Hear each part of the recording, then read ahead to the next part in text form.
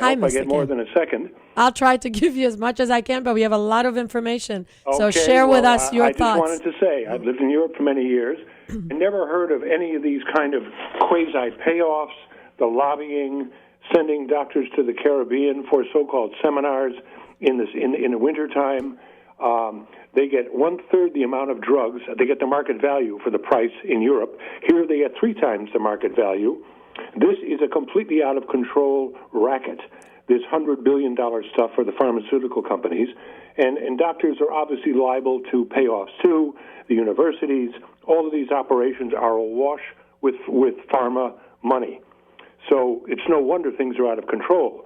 Until we get these folks on salary and get a national health program, they're going to. We are going to be their product. They have bought us. When they had trouble with the suicide drug for young people, it was antidepressant, and it was causing suicides. It was pulled immediately in Europe. Here, they put on black boxes. They said, talk to your doctor, all the qualifications.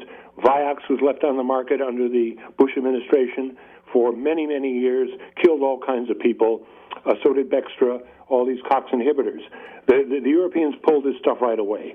So until we get that under control, we're going to be in their pocket, and we better do something about it. And you're right. And you know what else? The problem is that the physicians inadvertently become drug reps.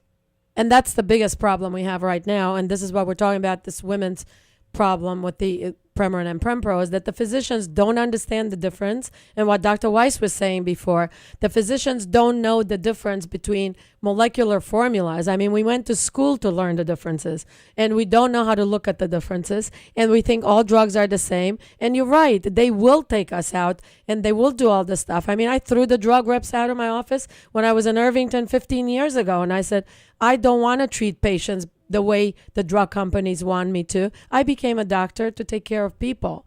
And you're right. And in Europe, the drugs, you're right, are much cheaper. And not only that, you can get them by going to the drugstore.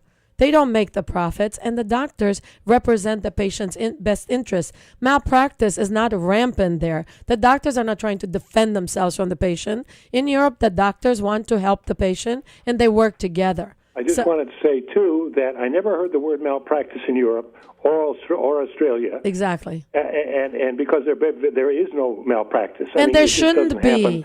They're very careful. They supervise. They don't do too many operations in one day. Right. And, but you know what else? Law. You're right. But I have to tell you something else. Look at the airline industry and how they have to report on every problem that they have, the pilots. And how come the medical industry, you don't have to report anything? And by the way, they cover each other. Yes, they cover up for each other. If the white wall of silence. Exactly. And you know what? As a woman doctor, I watched this for 30 years. And I think it's time to stop. So thank you so much. And stay with me. Listen to me next time. Help us out. Please. We need your help. Dr. Weiss, one more second. Come back to me. Are you there? Not only the overt influences, but there were more subtle influences. There's not only some of the money that goes to societies, and then societies distribute statements about quality of hormones and what's allowed and what's not allowed. And that's a trickle-down effect. And then the doctors themselves feel, well, it wasn't a drug rep, but my society says there is no difference between bioidenticals. But you know what the problem is also? If you think about the American Journal of Obstetrics and Gynecology and the webinar we had, where we had 900 OBGYNs sign up for it, and the societies actually complained to the American Journal of Obstetrics and Gynecology, and they never published the webinar after it was actually aired. So the societies do not represent. That's right. They control the information that goes out, and they have so much input that the journals will not publish really intelligent, peer-reviewed information when the societies who are sponsored fully by the drug companies step up and say, well, we don't like this. And the societies don't represent what the doctors who are part of it actually believe. I mean, I'm part of the... I think that webinar that you did was so informative and information that no doctor has ever seen in his normal routine, and should be required for every doctor who treats women. Well, we have that actually. The bioidenticalhormoneinitiative.org is our not-for-profit, as you know. And if you go to that website, you can actually listen to that webinar, and you could take courses that are sponsored through our relationship with SUNY Downstate, which is a great medical school in New York. And you get 12 Category 1 continuing medical education if you're a doctor.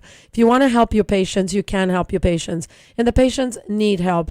And the women have actually historically been so passive, allowing themselves to be treated like second-class citizens, that I think it's time to stop.